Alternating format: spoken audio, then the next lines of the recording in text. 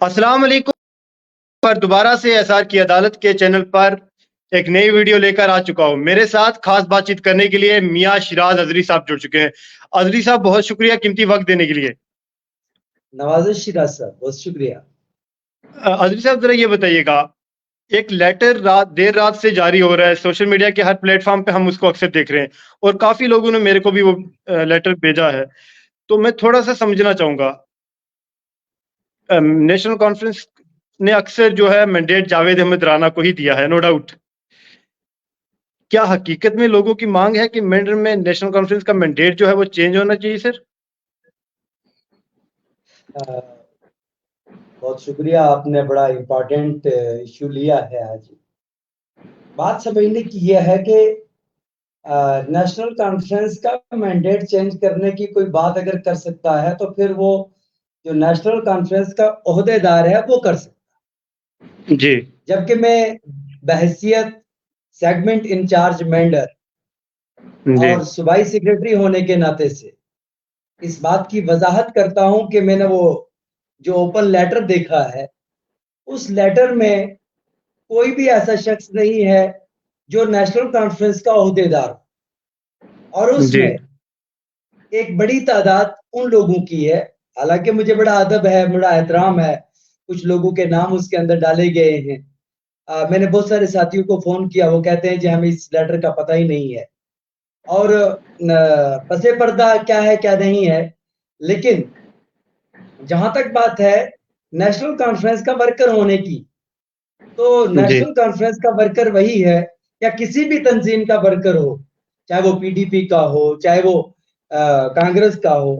वो दावेदारी कांग्रेस में तभी कर सकता है अगर वो कांग्रेस का वर्कर है। वो पीडीपी अच्छा, के अंदर दावेदारी तभी कर सकता है कि ये सब अगर वो आपका आपका पीडीपी का कहने का वर्कर है। मतलब आपका कहने का मतलब है जो इनमें नाम मेंशन किए गए हैं वो कुछ ज्यादातर जो है वो नेशनल कॉन्फ्रेंस के नहीं है, इज इट सर? देखिए, नेशनल कॉन्फ्रेंस के साथ कुछ साथियों की हमदर्दियां जरूर हैं, लेकिन जी। जहां तक कुछ लोगों के जिनकी हमदर्दियां थी, मैंने उनके साथ फोन पे बात की। डॉक्टर साहब के साथ मैंने फोन पे बात की, फारूक साहब के साथ बात की, या कुछ दो चार साथी और थे, उनके साथ बात की। तो वहां से मुझे पता चला कि वो लोग जो है उनको उनका नाम बिला वजह लिखा गया। लेकिन उसके बाद जिन लोगों का तंजीम के साथ कोई ताल्लुक नहीं, जैसे मोहतरम निसार खान साहब है, वो जी। नेशनल कॉन्फ्रेंस के खिलाफ इलेक्शन लड़ चुके। जी। लास्ट असेंबली इलेक्शन में उन्होंने 500 कुछ वोट हासिल किए, हमारे लिए काबिल एहतराम है। लेकिन वो समाजी एतबार से हमारे लिए काबिल एहतराम जरूर है, लेकिन अगर वो तंजीम के अंदर कोई रखना डालने की बात करते हैं तो वो पार्टी के अंदर होने चाहिए थे। उन्होंने जी। जब पार्टी ज्वाइन ही नहीं की, पलट करके पार्टी के मैंडेट के खिलाफ इलेक्शन लड़ा, जी। तो पार्टी ज्वाइन नहीं की तो वो नेशनल कॉन्फ्रेंस के कैसे हुए? अच्छा सर, अमानुल्लाह इसमें चौधरी साहब अमानुल्लाह चौधरी साहब बीटीसी चेयरमैन रहे, जिनके पूरे कबीले का ताल्लुक डेमोक्रेटिक आजाद पार्टी के साथ है।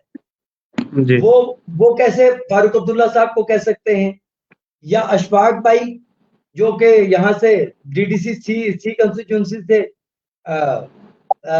डीडीसी चुन करके गए, जिनका पार्टी के साथ दूर दूर का कोई नाता से ताल्लुक नहीं है और एक अरसा से आरएसएस की मुहिम के ऊपर काम करते हैं, और यहाँ तक कि कई इजलास, कई प्रोग्राम्स के अंदर वो पूरे तरीके से वाजे कर चुके हैं कि वो बीजेपी के वर्कर हैं।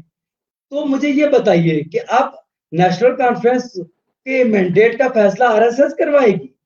ये पेरोल के ऊपर काम करने वाले वो लोग हैं जिनकी वजह से जिनकी वजह से जिनको ये काम दे करके रखा था कि वो जावेद राणा को कमजोर करें मेंढर, वो मेंढर जी। से नेशनल कॉन्फ्रेंस के किले को ढाने की कोशिश करें, जब उनका पे रोल पे काम करने के बावजूद, गवर्नमेंट को लूटने और खाने के बावजूद जावेद राणा को कोई असर नहीं पड़ा।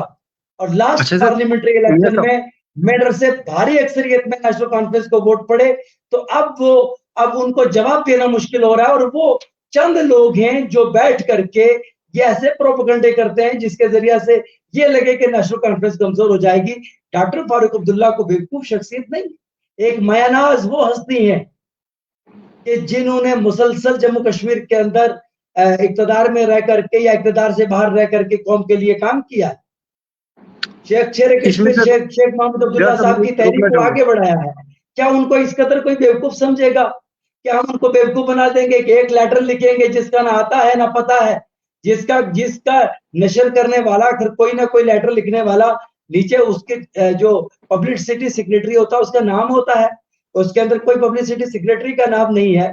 तो अवाम के अंदर एक इंतशार पैदा करने के लिए और मिसगाइड करने के लिए ये एक लेटर लिखा गया और उन लोगों का पर्दाफाश हो चुका है, क्योंकि वो बुखलाहट का शिकार हैं कि इंशाल्लाह नेशनल कॉन्फ्रेंस का किला मेंढर में भारी बहुमत की तरफ इंशाल्लाह आगे बढ़ चुका है।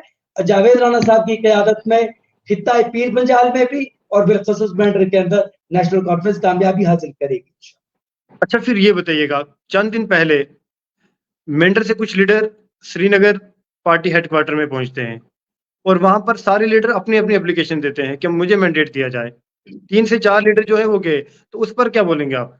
उसमें मियां बाजी फारूक भी होते हैं, उसमें देखिए, आपकी पार्टी दावा के लीडर करना रहीम दास साहब भी होते हैं, उसमें आपकी पार्टी के लीडर शौकत चौधरी साहब होते हैं और एक और लीडर भी होते हैं। उनका जो फोटो है वो शायद मेरे ख्याल में एक किस्म से कहूँ तो एक तो सोशल मीडिया में नहीं डाला और डार्क कर दिया गया था। जी मैं आपसे अर्ज करूं कि दावा करना हर किसी का हक है, लेकिन दावा इंसान तब कर सकता है, फसल 6 माह की मखसूस फसल होती है हमारे यहाँ। खिलाड़ी का हकदार बनना आसान नहीं होता। यहाँ जमीन, बंजर जमीन को जरखेज बनाना होता है, फिर इसमें बीज डालना होता है, फिर उसकी गोडी करनी होती है, फिर उसका फसल का ख्याल रखना होता है, फिर खाद देनी होती है, फिर उसके बाद नहीं जब मेरा फसल तैयार होती है तो उसका मालिक बना जाता है। मैं जी ये नहीं कहता कि कोई दावेदार बने या ना बने, हर किसी को हक हासिल है, तंजीम का मैंडेट मांगने का हक है, लेकिन कहां पे, किस तंजीम का? अगर तंजीम के अंदर तंजीम से के साथ अगर हमारी वाबस्तगी है तो पार्टी आला क़याम को क़यादत को पूरा इल्म होता है। जैसे मैं पार्टी सेगमेंट इंचार्ज हूं, मैं पार्टी असेंबली सेगमेंट इंचार्ज होने के बावजूद ये दावा नहीं कर रहा हूं, बल्कि एक तंजीम का एक डेक्रम है, एक सिस्टम है, तंजीम के ब्लॉक सदूर है, तंजीम के सेक्रेटरीज है, तंजीम एक पूरा परिवार है। उस परिवार के जरिया से किसी भी मैंडेट की मांग होती है। यहाँ शिराज जितना साहब भी डेक्रम आपने मेंढर का है, मेरी आप बात को मुकम्मल होने देंगे। जी जी मेंढर का जितना भी तंजीमी ढांचा है, वो ढांचा अगर ओहदे के ऊपर बैठा है, उनमें से कोई भी आदमी जावेद राणा साहब के मैंडेट के खिलाफ नहीं है। हाँ, अगर कोई साथी तंजीम से बाहर है, तंजीम से बाहर जाकर के दावा करता है, तंजीम के बीच में से जाकर के कोई डिमांड करता है, डिमांड करने में हमें कोई कवाहत नहीं है, लेकिन कम से कम वो ये साबित तो करें। उसमें से कुछ साथी ऐसे हैं कि जिनको हमने कभी स्टेज के ऊपर देखा ही नहीं, कभी उनको वो तो हमने पार्टी के वो दफ्तर तो में आप देखा खुद ही इग्नोर नहीं। करते हैं सर। शिराज साहब वो तो आप खुद, आपकी पार्टी जो है मेंट में वो खुद इग्नोर करती है, आप दावत नहीं देते उनको देखिए, जिनका ऐसा आप नहीं, जिक्र कर रहे हैं। ऐसा नहीं है। तंजीम का एक डिसिप्लिन होता है। उस अगर हम तंजीम के दिए गए मैंडेट के ऊपर या मेंबर ऑफ लेजिस्लेटिव काउंसिल रह करके अगर तंजीम काम खाते हैं, या कोई साहबका मंत्री साहब हों या साहबका एमएलए साहब हों या कोई भी आदमी हो, आज भी अगर वजीफा लेते हैं और वहां से आज भी अगर कोई पेंशन ले रहा है, तो ये गद्दारी है, तंजीम के साथ गद्दारी है कि अगर हम उसका वजीफा भी लेकर के खाएं, उस तंजीम के साथ गद्दारी भी करें, उसको कमजोर करने की कोशिश करें। मुसलसल जब भी इलेक्शन हुआ मेंढर में, शिराज साहब मैं बताना चाहूंगा कि जब भी मेंढर में इलेक्शन हुआ, इसमें अक्सरियत उन लोगों की है, उन लोगों ने कभी भी तंजीम का साथ नहीं दिया। अगर तंजीम का साथ नहीं दिया और वो अगर ये दावा करें कि भाई हमें मैंडेट चाहिए, तो मैं समझता हूं कि ये बेवकूफी। और भाई एक बात बताऊं मैं आपको, इलेक्शन आसान नहीं होता मेरे भाई।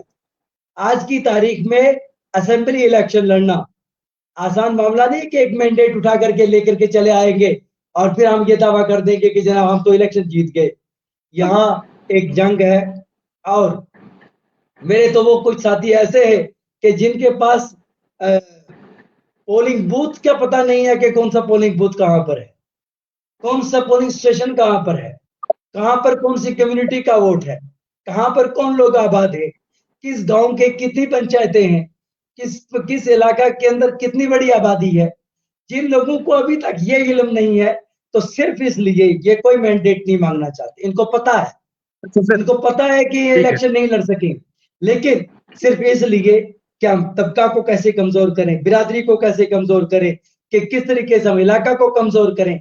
एक ऐसा चांस मिला है मेंढर को कि मेंढर के अंदर से, अगर क्योंकि एक पूरा सिनेरियो बन चुका है जम्मू कश्मीर के अंदर कि जम्मू कश्मीर में नेशनल कॉन्फ्रेंस की सरकार होगी, और अगर मेंढर से जावेद राणा साहब जीत करके जाते हैं तो वो सिर्फ एमएलए नहीं बल्कि कैबिनेट मिनिस्टर की हैसियत से जम्मू कश्मीर के अंदर काम करेंगे।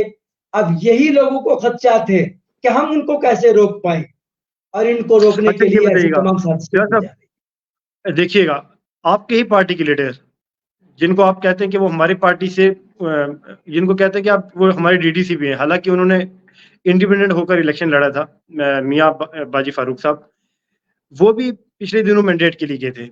हो सकता है ना इसमें इसमें जो नाम मेंशन है मियां साहब, ये मियां बाजी फारूक साहब ने भी अपना नाम दिया हो कल।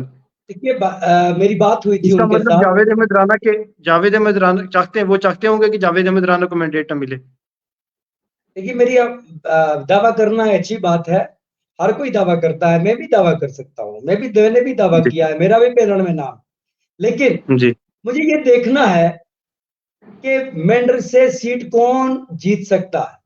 ये मामूली सी बात नहीं है। यहाँ जहां तक बाजी साहब की बात है, हमें एहतराम है उनका, लेकिन जहां तक मुझे पता चला है कुछ जराये से भी और मेरी जो बातचीत हुई है, तो उन्होंने कहा कि मुझे जबरदस्ती धकेल लिया गया और मुझे जबरदस्ती धकेल करके जो है वहां पर पेश किया गया। तो बात यह है कि हमें देखना चाहिए कि जबरदस्ती अगर कोई धकेल करके ले जाता है तो हमें ऐसे खेमों में नहीं बैठना चाहिए कि जहां हमारी बनी बनाई इज्जत खराब। इसलिए अगर 2 मिनट के लिए मान लीजिएगा सर, तंजीम है जी। फिराज साहब 2 मिनट के लिए मान लीजिएगा, मियां बाजी फारूक साहब भी इलेक्शन कंटेस्ट करते हैं और यहाँ से जावेद अहमद राना भी कंटेस्ट करते हैं, इसका मतलब गुरसाई इलाके से वोट तो मियां साहब को चले जाएगा, ये मानते हैं आप? देखिए 2 मिनट के लिए समझ देखिए लीजिए, दोनों ये आप दोनों इलेक्शन कंटेस्ट करते हैं, क्योंकि मियां बाजी फारूक साहब का पीर मुरीदी का वोट अच्छा खासा इंटैक्ट है। आप इस चीज को मानते हैं सर? देखिए यस सर, मेरे नो? भाई, मैं एक आपसे अर्ज करूं कि जहां तक बात है लीडरशिप की, जी एक पूरी वो सोसाइटी कि जिसको दुनिया इग्नोर किया करती थी, उस पूरी सोसाइटी को सर उठा करके जीने के लिए अगर कोई दिशा मिली तो वो 2002 के इलेक्शन के बाद। और मैं समझता हूं कि जितने भी वर्कर्स बाजी फारूक साहब के साथ मिलकर के इलेक्शन में थे, आज की तारीख वो तो नेशनल कॉन्फ्रेंस के वर्कर थे। मिसाल दे लेते हैं कि मैं भी नेशनल कॉन्फ्रेंस का वर्कर, हमने भी बाजी साहब को वोट किए। बशीर साहब सरपंच हैं, वो भी बाजी फारूक साहब के को वोट किए, लेकिन नेशनल कॉन्फ्रेंस के वर्कर हैं। ऐसे ही गुरसाई की जितनी भी पंचायतों से हमारे सरपंच साहिबान हैं, नेशनल कॉन्फ्रेंस के वर्करान हैं।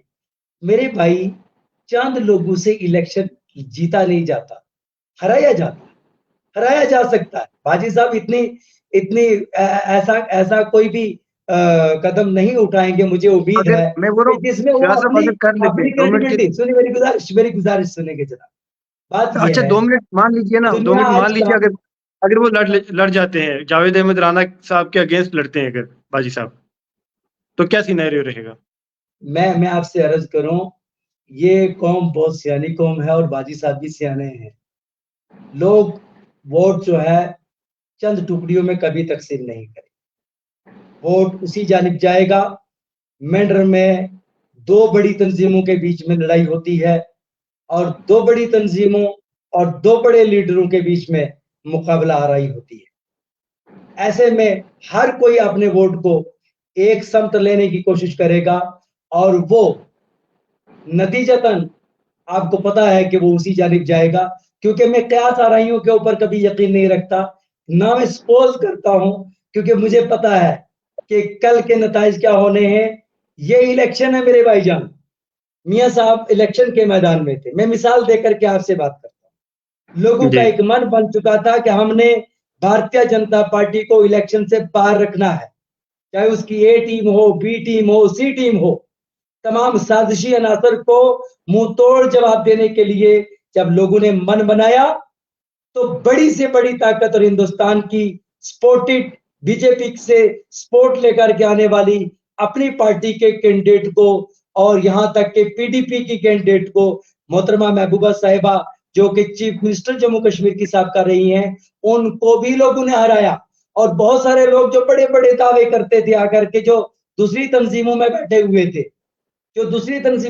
हुए थे, लोगों ने, ये वो नहीं आए थे उनको वोट करने के लिए मियां साहब को या नेशनल कॉन्फ्रेंस को, बल्कि ये इसलिए आए थे कि उनको ये पता था कि अगर हम कहीं डेमोक्रेटिक आजाद पार्टी के साथ खड़े रहेंगे या हम किसी दूसरी पार्टी के साथ खड़े रहेंगे तो हमारा सफाया हो जाएगा।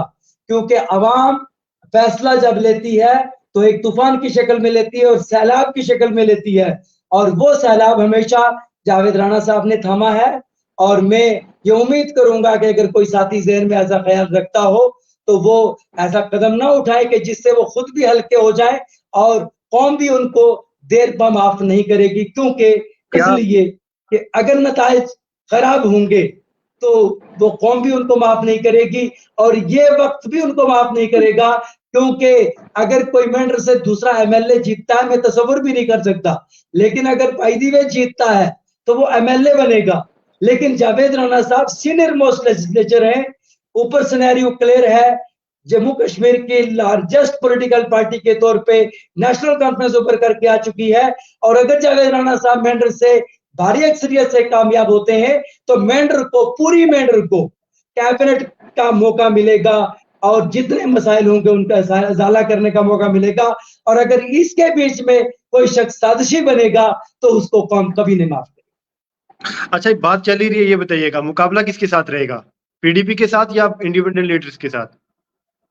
देखिए, मैं आपसे अर्ज करूं कि मेंढर बड़ी हसास धरती है, नहीं, आप मुख्तसर कब वक्त में क्या हो बताइएगा इसका सर, इल्म प्लीज। नहीं होगा।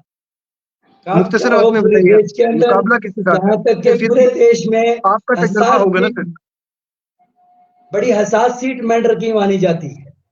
और यहाँ पे जिस तरीके से मुकाबला आराई की बात है, एक तरफ जावेद राणा साहब हैं और दूसरी जानिब जाहिर सी बात है कि क्योंकि इस वक्त पूरी हुकूमत भी लगी हुई है, अब हुकूमत के मामलात भी लगे हुए हैं, न जाने ये मैंडेट के ऊपर फैसला होगा। मैंडेट जैसे ही डिक्लेयर होगा उसके बाद इसके ऊपर कोई भी तबादला ख्यालात किया जा सकता मुख्तसर वक्त फिर भी आपको, आपने जायजा लिया होगा, गवर्नमेंट का तजर्बा इतना तो होगा सर, काफी वक्त से आप नेशनल कॉन्फ्रेंस के साथ हो और बाकी पॉलिटिकल जमात को भी अच्छे से जानते हो। फिर भी क्या लगता है मेंडर में मुकाबला किसके साथ होगा अगर जावेद अहमद राणा ही कोई मैंडेट मिलता है ऑफिशियली तौर पे?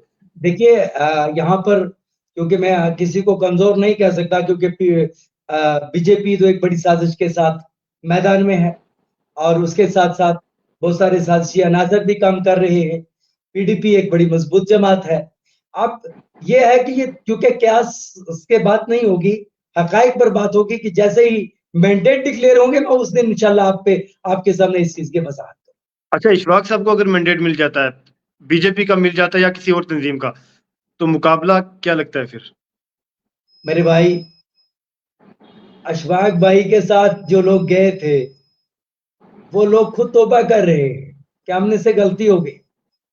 और क्योंकि कुछ ये हादसाती लीडरशिप चुन करके आई और हादसाती लीडरशिप में अब जाहिर सी बात है कि अगर मेरी बिरादरी का कोई तबका, पहाड़ी तबका से, ओबीसी तबका से किसी ने कल तक जो है वो अशफाक साहब को वोट किया हो, तो आज तो वो पहाड़ी तबका अपने घर जाएगा।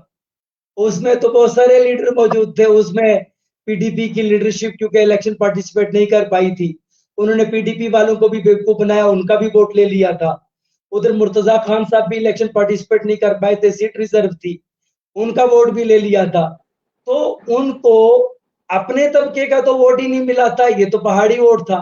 अब ये पहाड़ी वोट अपने घर जा रहा है, अपने अपनी लीडरशिप के साथ जा रहा है। तो आप बताइए, मुकाबला की तो बात ही नहीं, वो कहीं नजर भी नहीं। मियाँ शिराज साहब, बहुत बहुत शुक्रिया कीमती वक्त देने के लिए, और उम्मीद रखेंगे कि जैसे ही कोई और सिनेरियो बनता है मेंटर में तो आपको जरूर याद करेंगे और आप इंटरव्यू में इंटरव्यू जरूर देंगे सर। बहुत शुक्रिया सर। बहुत शुक्रिया, बहुत शुक्रिया।